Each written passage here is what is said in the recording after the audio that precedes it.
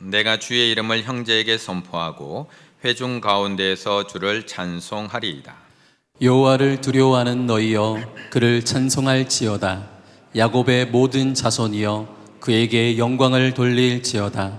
너희 이스라엘 모든 자손이여 그를 경외할지어다. 그는 공고한 자의 공고를 멸시하거나 싫어하지 아니하시며 그의 얼굴을 그에게서 숨기지 아니하시고 그가 부르짖을 때에 들으셨도다. 큰 회중 가운데에서 나의 찬송은 주께로부터 온 것이니 주를 경외하는 자 앞에서 나의 서원을 갚으리이다. 겸손한 자는 먹고 배부를 것이며 여호와를 찾는 자는 그를 찬송할 것이라. 너희 마음은 영원히 살지어다. 땅의 모든 끝이 여호와를 기억하고 돌아오며 모든 나라의 모든 족속이 주의 앞에 예배하리니 나라는 하나님의 것이요 여호와는 모든 나라의 주제심이로다. 세상의 모든 풍성한 자가 먹고 경배할 것이요 진토 속으로 내려가는 자 곧 자기 영혼을 살리지 못할 자도 다 그 앞에 절하리로다. 후손이 그를 섬길 것이요 대대의 주를 전할 것이며 와서 그의 공의를 태어날 백성에게 전하며 주께서 이를 행하셨다 할 것이로다. 아멘. 옆에 분과 한 번 더 인사 나누실까요? 요즘 많이 힘드시죠? 한 번 더 인사 나누실까요? 저도 힘듭니다. 코로나만 끝나면 좀 괜찮겠지, 코로나만 멈추면 조금 나아지겠지라고 생각을 했는데 우리는 요즘 더 힘든 시간을 보내고 있는 것 같습니다. 어떤 이는 취업을 못해서 힘들고, 어떤 이는 회사 일이 많아서 힘이 듭니다. 어떤 이는 사업을 시작하지 못해서 힘들고, 어떤 이는 사업을 실패해서 힘들고요. 어떤 이는 갑작스러운 찾아온 질병 때문에 힘들고요. 어떤 이는 치료하는 과정 속에서 힘이 듭니다. 어떤 이는 결혼을 못해서 힘들고, 어떤 이는 결혼을 해서 힘들고요. 어떤 이는 아이를 갖지 못해서 힘들고요. 어떤 이는 아이 때문에 힘들어하고 있습니다. 어떤 이는 꿈을 갖지 못해서 꿈을 찾는다고 힘들고요. 어떤 이는 꿈을 이루지 못해서 힘들게 살아가고 있습니다. 그래서 쇼펜하우어와 같은 염세 철학자는 인생은 고통과 권태를 오락가락하는 시계추다, 고통과 권태 사이를 오락가락하는 시계추다라고 표현하기도 했습니다. 가까운 사람에게 이렇게 계속 찔리고 상처받다 보면 차라리 혼자 살고 싶어 라는 생각이 들게 됩니다. 한때 혼밥, 혼술이 유행한 적이 있는데 이것은 찔리는 데 지친 사람들, 사람에 의해서 찔리는 데 지친 사람들이 택한 생존법이다. 고슴도치도 다른 고슴도치에게 더는 찔리기 싫어서 혼자 사는 것을 택할 수 있다. 그런데 이렇게 혼자 살면 고슴도치는 행복할 것인가? 고슴도치는 더는 찔리지 않겠지만 얼마 지나지 않아 춥고 외롭다는 것을 느끼게 된다. 그리곤 온기를 나눌 다른 고슴도치를 그리워할 것이다. 우리 인간도 혼자 살면 한동안은 홀가문하다 라고 느끼지만 얼마 지나지 않아 자신을 둘러싸고 있는 외로움의 한기 때문에 다시 떨게 된다. 함께 있으면 찔려서 아프고 혼자 있으면 외로움의 한기 때문에 떨게 되는 것이 인생이라고 하는 겁니다. 그래서 쇼펜하우어는 삶은 고통이다 라고 정의 내리고 있습니다. 그렇다면 우리 성도님들은 어떻게 생각하시나요? 삶은 고통이다 라고 하는 정의에 동의가 되시나요? 아니면 삶의 고통은 분명히 있지만 행복도 많아, 꼭 고통은 아니야 라는 생각이 드시나요? 오늘 본문에는 안타깝게도 그 삶은 고통이라고 이야기할 수밖에 없는 한 사람이 등장하고 있습니다. 1절의 말씀 함께 읽어보겠습니다. 1절입니다. 내 하나님이여, 내 하나님이여, 어찌 나를 버리셨나이까? 어찌 나를 멀리하여 돕지 아니하시오며 내 신음소리를 듣지 아니하시나이까? 아멘. 우리가 함께 읽은 이 시편 22편은 다윗의 시입니다. 다윗이 쓴 수많은 시편 중에 하나가 바로 22편입니다. 우리가 평소에 다윗을 생각할 때는 늘 그의 멋진 모습, 늘 그의 담대한 모습, 늘 그의 믿음 있는 모습을 기억할 때가 참 많이 있습니다.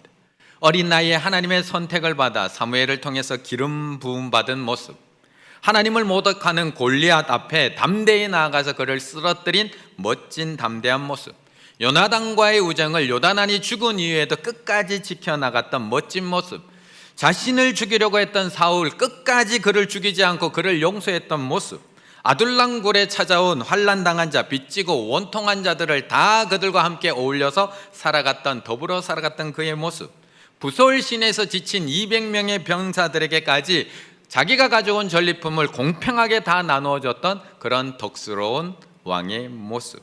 그래서 우리는 늘 다윗처럼 살아가길 원하는 것이 우리들의 마음입니다. 하지만 다윗의 삶에 어려움은 없었을까요? 다윗의 삶에는 고통과 아픔이 없었을까? 비탄한 일 없었을까? 용맹하다는 이야기는 그만큼 대적이 많았다는 것을 의미합니다.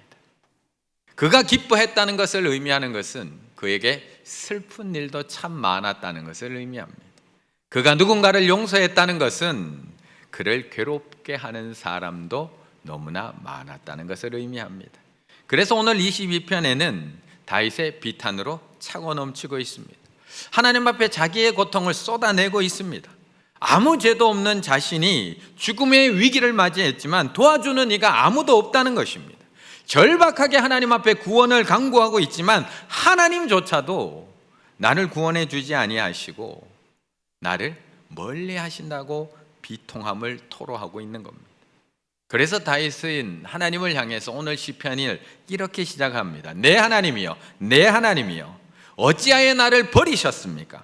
어찌하여 나를 멀리 하시고 나를 돕지 아니하십니까? 내 신음소리 들리지 아니하시는 겁니까? 라고 시작합니다. 그런데 그 비통함은 1절에서 끝나는 것이 아니라 나중에 찾아보시면 20절까지 멈추지 않고 이어지고 있는 것을 알 수가 있습니다. 1절, 하나님 어찌 나를 버리셨습니까? 내가 밤낮으로 부르짖는데 왜 응답하지 아니하시는 겁니까? 왜 나 안 건져주십니까 하나님?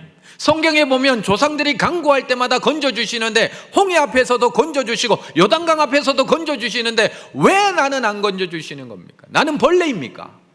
사람들이 비방하고 조롱거리가 되어버렸습니다. 다 나를 비웃고요, 입을 삐죽거리고 있습니다. 나를 도울 자가 없습니다. 황소 힘센 소들이 저를 둘렀고요, 그들은 부르짖는 사자처럼 저를 잡아먹으려고 하고 있습니다. 계속 20절까지 이어지고 있습니다. 다윗이 사울을 피해서 도망다닌 기간만 10년이 넘습니다. 그 기간 동안 얼마나 많은 고통과 얼마나 많은 아픔들이 있었겠습니까? 그래서 20절까지 쭉 이어지던 탄식, 20절이 이렇게 탄식이 마무리됩니다. 내 생명을 칼에서 건지시며 내 유일한 것을 개의 세력에서 구하소서.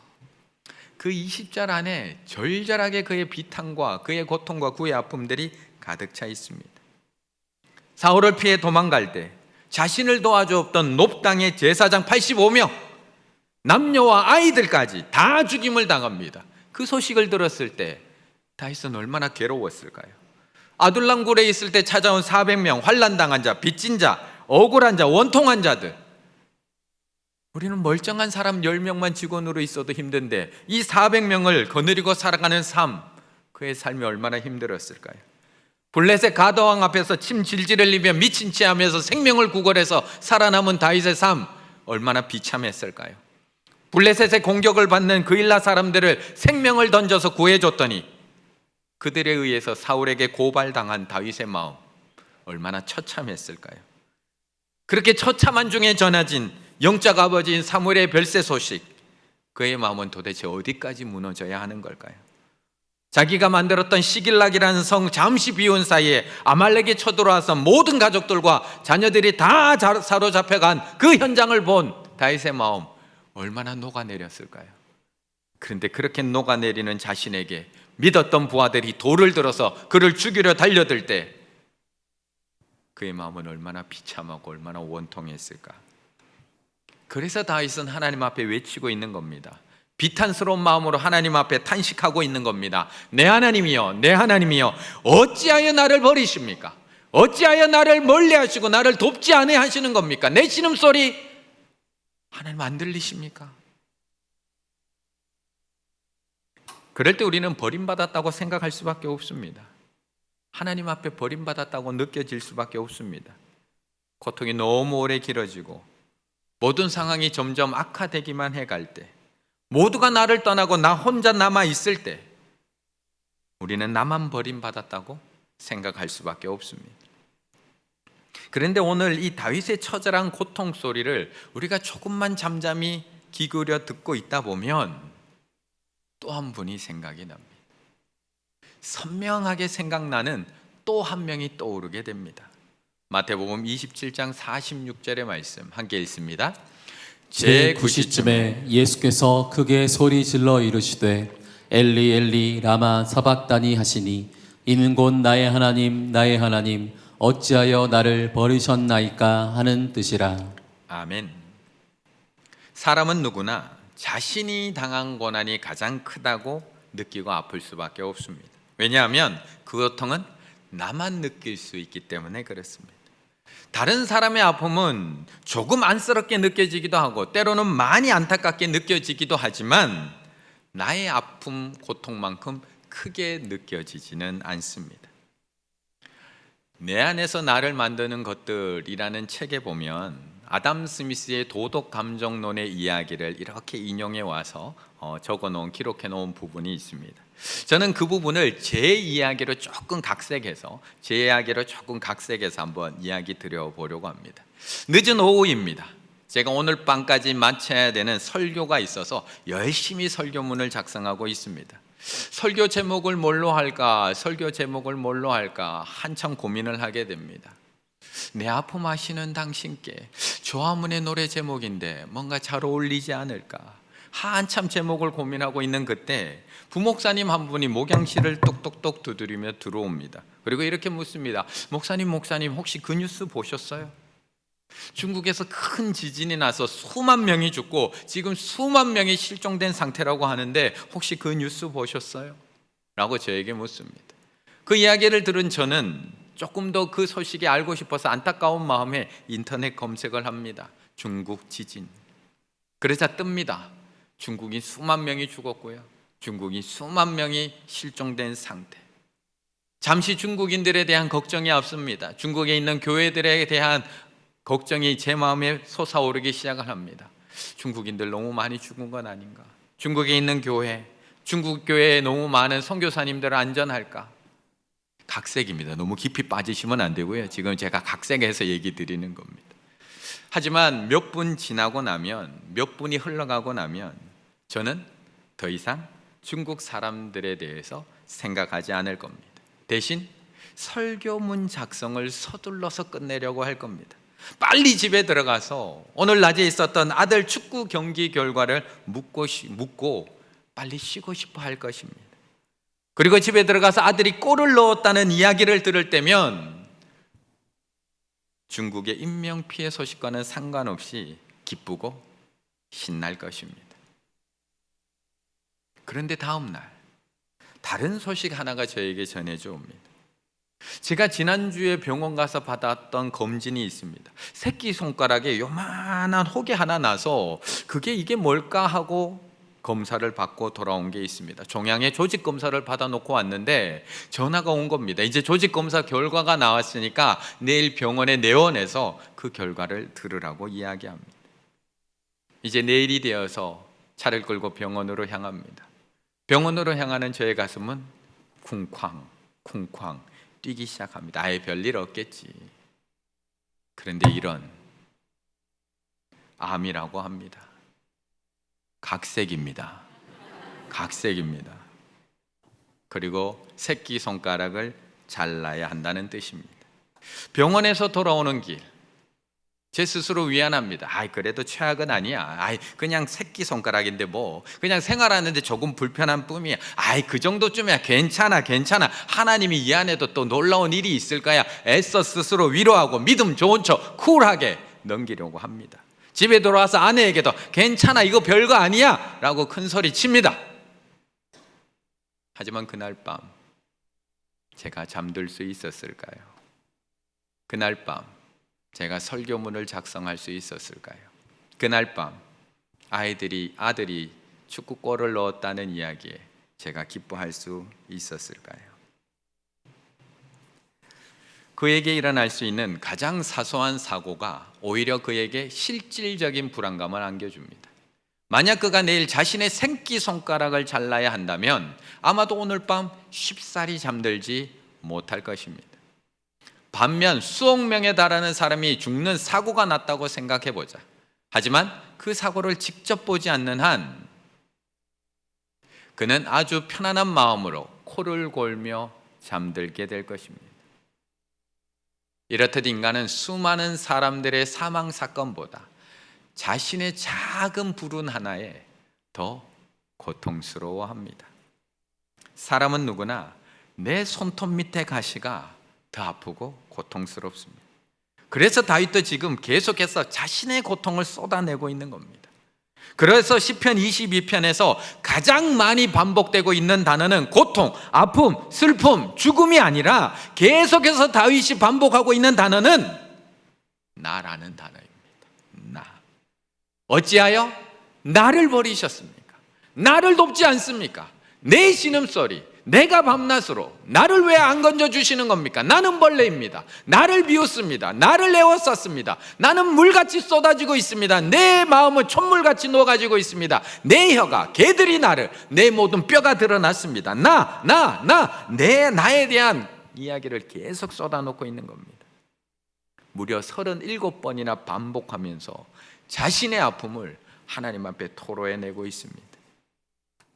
그런데 오늘 본문을 가만히 읽다 보면 이 고난이 나만 겪는 고난이 아닙니다. 그것을 우리는 금방 알게 됩니다. 우리는 늘 왜 나만 겪는 고난이냐고, 왜 나만 겪는 고난이냐고 하나님께 부르짖고 원망하지만 지금 다윗이 부르짖고 있는 이 고난, 이 아픔, 주님이 겪은 고난이라는 것을 우리는 너무나 금방 알게 됩니다. 제9시쯤 예수께서 크게 소리질러 이르시되 엘리 엘리 라마 사박다니 하시니 이는 나의 하나님 나의 하나님 어찌하여 나를 버리셨나이까. 지금 다윗이 노래하는 그 고통의 노래와 너무나 똑같은 고백을 하고 있는 예수 그리스도를 보게 됩니다. 우리와 똑같은 육신을 입고 이 땅에 오신 예수 그리스도, 우리와 똑같은 고난을 당하신 예수 그리스도, 우리와 똑같이 고난당하시고 조롱받으시고 비웃음과 비난당하신 예수 그리스도, 우리와 똑같이 몸에 있는 모든 물과 피를 다 쏟아내신 예수 그리스도, 우리와 똑같이 모든 뼈가 어그러지시고 우리와 똑같이 마음이 밀랍의 촛물처럼 녹아내리신 예수 그리스도, 우리와 똑같이 하나님 앞에 부르짖고 또 부르짖고 또 부르짖어 봤지만 고난의 잔을 옮겨주시지 않아서 외면당하시고 버림받음을 경험하신 예수 그리스도, 결국 엘리 엘리 라마 사막다니 우리와 똑같이 나의 하나님 나의 하나님 어찌하여 나를 버리셨습니까? 외치시며 숨질 수밖에 없었던 예수 그리스도. 우리는 늘 내 고난이 가장 큰 것처럼 하나님 앞에 부르짖습니다. 우리는 늘 내 고난이 이 세상에서 가장 큰 것처럼 하나님 앞에 따집니다. 우리는 늘 왜 나만 겪는 고난이냐고, 왜 나만 참아야 되느냐고 하나님 앞에 원망합니다. 하지만 우리 주님은 나와 그 고통을 함께 하시기 위해서 나와 똑같은 육신을 입고 이 땅에 오셨습니다. 나와 똑같이 머리 둘 곳이 없기 위하여 머리 둘 곳 없는 마구간에서 태어나셨으며 나와 똑같이 사람들의 외면과 조롱과 비웃음을 똑같이 당하셨습니다. 그렇게 우리가 겪을 수 있는 모든 고통과 아픔을 십자가에서 다 당하시고 예수님은 돌아가셨습니다. 그래서 주님은 그 누구도 알지 못하는 우리의 아픔을 알고 계시다고 이야기하는 겁니다. 그래서 주님은 아무에게도 우리가 말하지 못하는 그 아픔을 이해하신다 라고 우리에게 말씀하실 수 있는 겁니다. 24절의 말씀 함께 했습니다. 24절입니다. 그는 곤고한 자의 곤고를 멸시하거나 싫어하지 아니하시며 그의 얼굴을 그에게서 숨기지 아니하시고 그가 울부짖을 때에 들으셨도다. 아멘. 사람은 누구나 내가 감당할 수 없는 인생의 고통 앞에 서면 탄식과 원망이 흘러나올 수밖에 없습니다. 하나님 어디에 계시냐고, 하나님 나는 이렇게 힘들어 죽겠는데, 나는 죽을 것만 같은데 하나님 지금 도대체 어디에 계십니까? 어찌하여 하나님 나를 버리시는 겁니까? 어찌하여 나를 멀리 하셔서 나를 돕지 아니하시는 겁니까? 하나님, 제 신음 들리지 않습니까? 하나님, 제 간구 들리지 않습니까? 누구나 내가 감당할 수 없는 고통 앞에서 우리는 이렇게 부르짖을 수밖에 없습니다. 버림받음 느낄 수밖에 없습니다. 한근영이라고 하는 사모님께서도 하나님 앞에 이렇게 외칠 수밖에 없었다고 이야기합니다. 결혼한 지 딱 5년이 되던 2001년 남편 목사님이 섬유근육통 증후군이라고 하는 희귀남치병에 걸리게 됩니다. 어디에서 이 병이 왔는지 병의 원인도 모르는 그런 치료법도 알지 못하는 난치병이 찾아옵니다. 온몸이 바늘로 찌르는 것 같은 통증 때문에 목사님은 사역을 할 수가 없었습니다. 결국 사역하던 교회에서 사표를 내고 사역을 그만둡니다. 하지만 쉬다가 가정 때문에 또 사역을 잠시 시작하지만 또 그 고통 때문에 또 쉬다가 결국 이 사모님은 가정의 생계와 두 아이들의 교육까지 양육까지도 책임지게 됩니다. 그렇게 7년을 투병합니다. 그렇게 7년을 남편이 투병하고 2008년 일주일에 겨우 하루 이틀 몸을 움직일 수 있는 그 정도밖에 안 되는 남편이 그래도 목회해야지, 그래도 하나님 앞에 부름받았는데 그래도 하나님의 일 해야지, 하루 이틀밖에 못 움직이지만 그래도 주의 일을 해야지 하면서 자신의 집 방 한 칸을 교회로 만들고 그 방 한 칸에서 개척을 합니다. 담길교회라는 교회를 개척하게 됩니다. 그러면 지금부터라도 모든 일이 좀 잘 돼야 되는 것 아닌가요? 그렇게 7년 투병하고 그렇게 아프고 일주일에 하루 이틀밖에 못 움직이는데도 그렇게 주의 일을 하려고 하면 하나님께서 지금부터라도 도와주시고 지금부터라도 보호해 주시고 지금부터라도 회복시켜 주셔야 되는 거 아닌가요? 그런데 개척 후 1년 초등학교 5학년인 큰아들이 갑자기 불안증을 앓기 시작을 합니다. 원인 모를 코피가 쏟아지기 시작하고요, 다리의 통증과 어지러움증이 심해져서 학교를 갈 수 없는 상태가 됩니다. 그런데 해가 바뀌어도 1년이 지나도 낫지를 않습니다. 결국 큰아들은 학교에 갈 수 없는 상태가 되어버리고 이제는 남편의 아들까지 돌봐야 되는 사모님이 됩니다. 결국 본인까지 우울증에 걸리게 되고요, 수입은 없고 통장 잔고는 바닥이 납니다. 마음을 나누고 나를 지지해뒀던 가장 친한 친구마저도 말기암 선고를 받습니다. 그때 이 사모님은 너무 힘들고 너무나 어려워서 하나님 앞에 울며 부르짖습니다. 하나님, 왜 나를 이렇게 버려두시나요? 하나님, 어찌하여 나를 이렇게 버리시나요?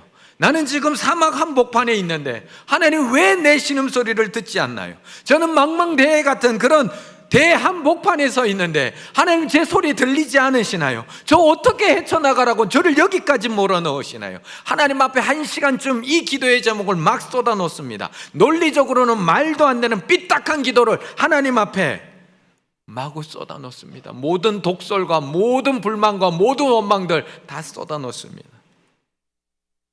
그런데 그 순간 하나님께서 나무라시는 것이 아니라 끄덕끄덕거리시면서 경청해 주고 있는 하나님을 느끼게 됩니다. 내 거친 언사, 내 이 독한 말들 하나님 앞에 다 쏟아내자, 누군가에게도 말해본 적 없는 그 거친 말을 다 쏟아내자 갑자기 입이 다물어집니다. 그리고 그 과정 속에서 어떤 소리가 속삭임처럼 내 안에 들어와서 나를 감싸는 하나님의 손길을 느끼게 됩니다. 나는 너를 한순간도 버려둔 적이 없단다. 나는 너를 한순간도 버려둔 적이 없단다.